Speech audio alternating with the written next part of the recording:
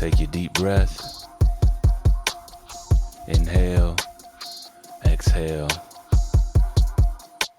Allow yourself to get centered and receive the gratitude and appreciation as I welcome you to a podcast hosted by yours truly, Sam Walker Inspo. Allow me to introduce you to Can I Talk My Shift? The podcast where we talk all things internal and how to shift your views on self. I'm talking the inner workings that you've denied for far too long. Now we can accept a new level of accountability, which ultimately allows you to show up more authentically in all aspects of life. Remember, everything revolves back to self. Inhale, exhale, and let's go. What's up? Welcome to Can I Talk My Shift, the podcast where I converse about how you may or may not be showing up in space and how to identify blocks that keep you from representing yourself in the most authentic way. I'm your host, Sam Walker Inspo, and I was prompted to do today's episode on this very special gift that we all possess because I feel there's a need for more amplification surrounding it. If we're all born with something that can aid us through life, why isn't there more conversation happening on something so useful? Maybe there was and it died off. Maybe I haven't been looking in the right place. Maybe we're keeping these types of conversations internal amongst few friends and family members. Maybe we need to find more prominent people who speak on the gift and how it's impacted their overall wellness. Either way it go, I aim to give you some insight on something that you might already be using and you don't even know it. Or maybe I'll put you on game to something so you can know why certain people or situations ain't really passing the vibe check. You know, there's a collective awareness that's coming online, not in the literal sense, but I'm talking about an awareness that we all have some special things that come with just being who we are. People from all industries, regardless of gender, are becoming more vocal about gifts they've used to create the life that they now live. And although there's an influx of sharing, there's also been an opportunity for confusion to bubble due to the lack of solidarity in the idea as a whole. At least that's what I've seen.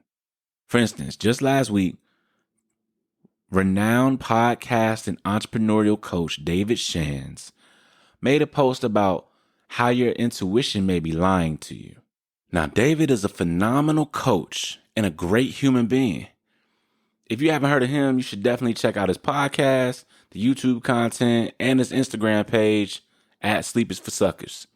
All right, the Social Proof Podcast has grown to like a 7-figure business, and his story is one where you can only help but root for him and the fam. For real, for real. All right, so check it. Back in 2020, I was actually a part of his online coaching group, The Morning Meetup. And I was a part of it for, close to a year, and I found an extreme amount of value in it. Look into that if you're segueing into creating your own business, you already have your own business, or if you need an accountability group that will help you get to the results that you want or that you're looking for. All right, so check it. David made this post about how a real estate deal had went badly, and another one popped up very soon after. He was apprehensive on making a move, but decided to go against his gut and did it anyway. And it turned out to be lucrative. He said his spirit told him that it was going to go bad or it was going to be a bust. He said sometimes our intuition is based only on the experiences that we've had or seen. So, me, I'm Scorpio, I'm water sign. I'm digging his content. So I felt a strong urge to comment on the post. And I did. My comment reads, yo, intuition ain't off. It's the weight of your ego wanting to control the outcome of the next situation. so it doesn't have to deal with the hurt, embarrassment, failure, etc. Projecting fears from similar situations onto the new means you might be moving a little too fast. Sit with the lesson so you're free to move and see a chance to advance, or acknowledge you've been down this road before and it's not for my greatest good. My comment got the most likes on the post, all right? He also responded stating that he got my point and gave me the clapping hands emoji for a great explanation. And I was honored by that, man. I thought that was real dope. So shout out to Dave, because this is what prompted me to create today's episode on intuition. See, I didn't go against what I felt. I went with the flow and that little inkling that this is the right thing to do. So I'll be touching on these 4 questions regarding intuition so we can make better use of it in our lives and shift how we look at ourselves, because we are powerful beyond measure. For sure. I'm trying to tell you, know that. All right? Know that. So the 4 questions in today's episode. What exactly is it? What exactly is intuition? Number 2, how does the thing work? How does intuition work? Question 3, are there any flaws and what might happen if you go against it? So what happens if we go against the gift of intuition? And finally, number 4, how can we better understand and coexist with it? How can we better understand and coexist with intuition? All right, here we go. Question 1, what is it exactly? So intuition is almost like a sixth sense. We all know that, right? Well, if you don't, now you do. It's a knowing even though you don't have proof of something. There's sensory happening behind the eyes that alert us to what's really going on. It's an idea that we as a people are able to make successful decisions without analytical thought. So things like women's intuition, grandma always be knowing, you can't hide nothing from Mom Dukes. Like, all of these instances ring true without the need for conscious reasoning. Let me go pull this real quick. Merriam-Webster's dictionary defines intuition as the following: the power or faculty of attaining to direct knowledge or cognition without evident rational thought and interference. Wow. Even through this prestigious, logical, and analytical definition, we still have no fucking idea what intuition is, because they're looking at it from a logical standpoint, an analytical mind, and that's not what intuition is. So before I move forward, I want to make sure that I let it be known I want to stay away from categorizing situations as good or bad, because that can put a block on the message. So I'm going to do my best as I go deeper to refrain from categorizing instances as good or bad, people as good or bad, and just try to stick to the message and keep it neutral. All right. So this is what I think of intuition as. I see intuition as a process more than a thing. It's like a process. I see it more like a phone line, better yet like a phone, like an etheric cell phone, because it's always with us. You know what I'm saying? If you want to say it's in your spirit pocket, but that's what it is. This leads us into the next question of, how does intuition work? How does it work? This will give us more insight into just how amazing we are and how we don't be giving ourselves enough credit for it either. All right, so question 2. How does the thing work? So intuition is like an etheric celly. You know what I'm saying? It's attached to us at all times. And only certain situations activate a call. So whatever we're experiencing, it sparks the intuitive phone line to send a call to the other side. The other side being the ether, the spirit world, whatever you want to call it. It sparks the call. There are many names for it, so you can Google it and find one that best suits your needs, all right? So you're faced with something in the physical that sparks the phone line of intuition. As the call goes through, either an ancestor of yours or a guide, guardian angel, someone of the sort puts you through to the spirit concierge at the library of infinite knowledge, where all the possibilities, answers, and data exist. Now you tapped in. You tapped in, and they give you the information specifically for the situation that you are in that exact moment.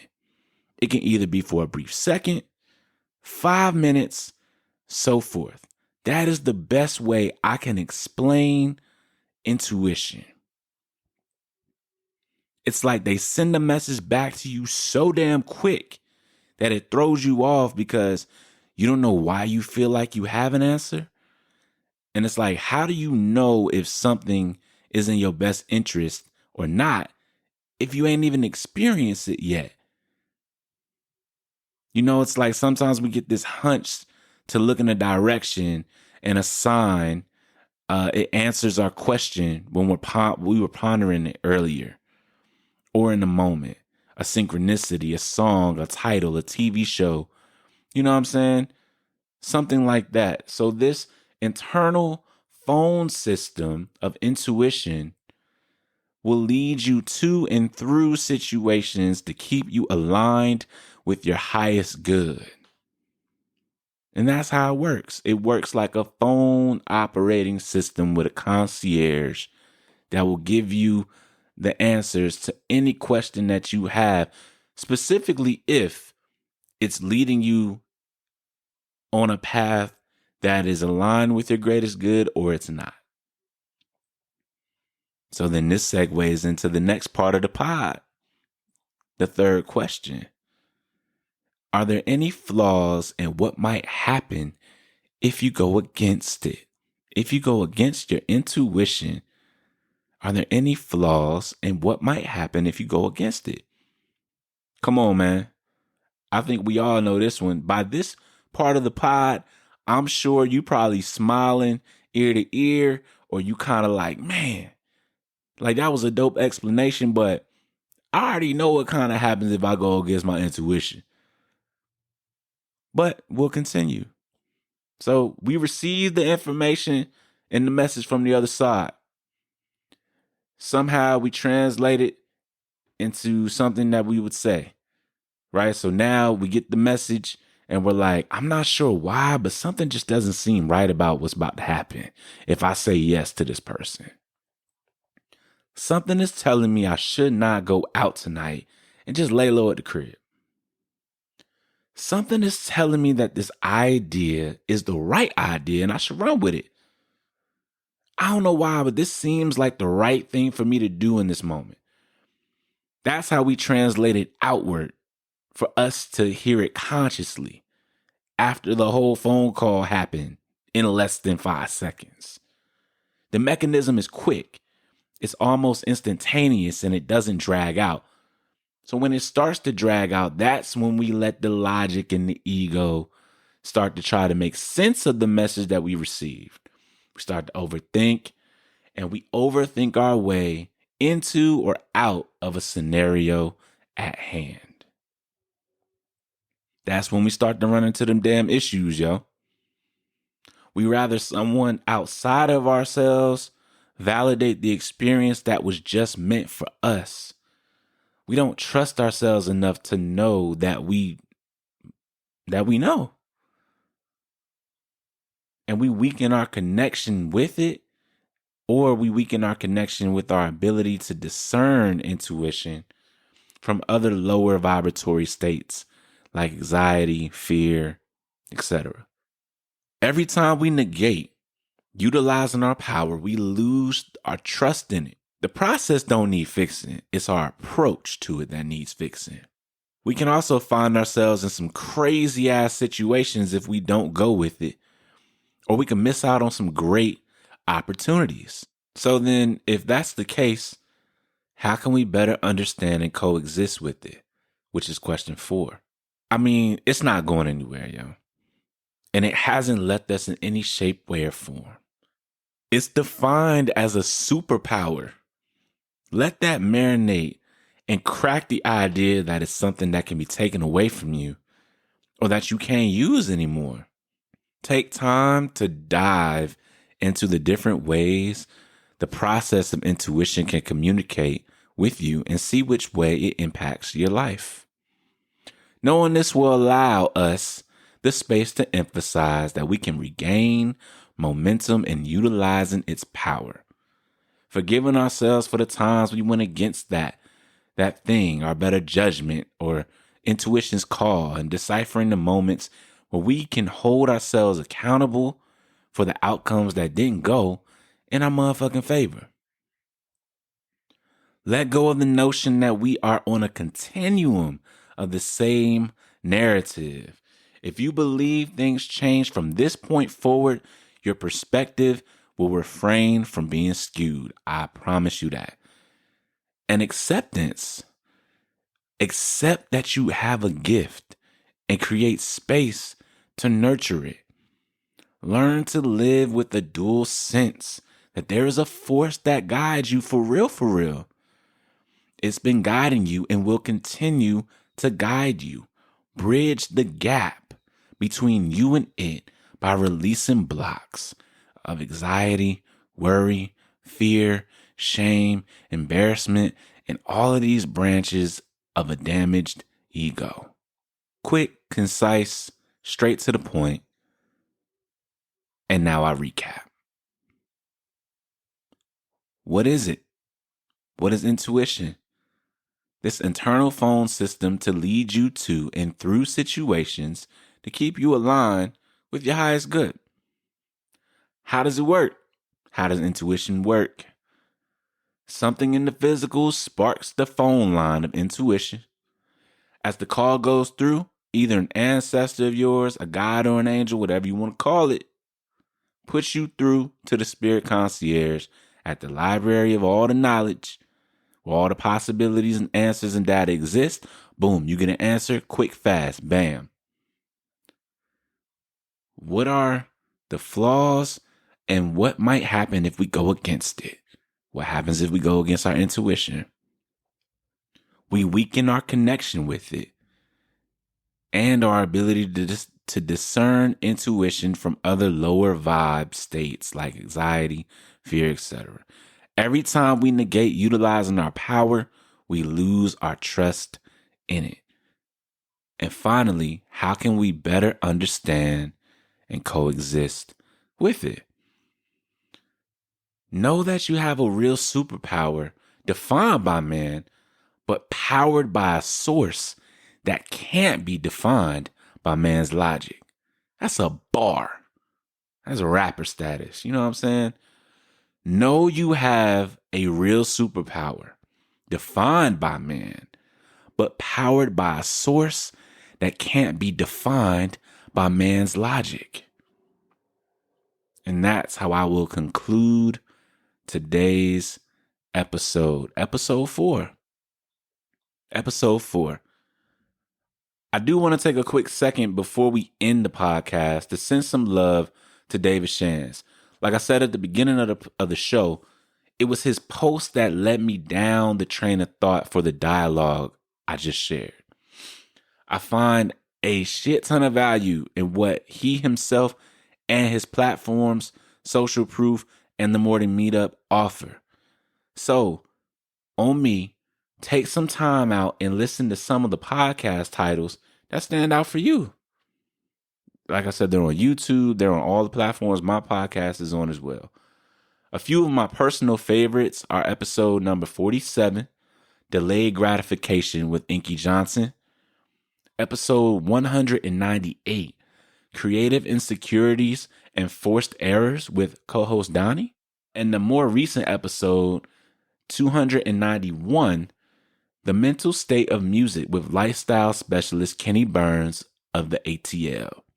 Check those out. Let him know Sam Walker Inspo sent you his way.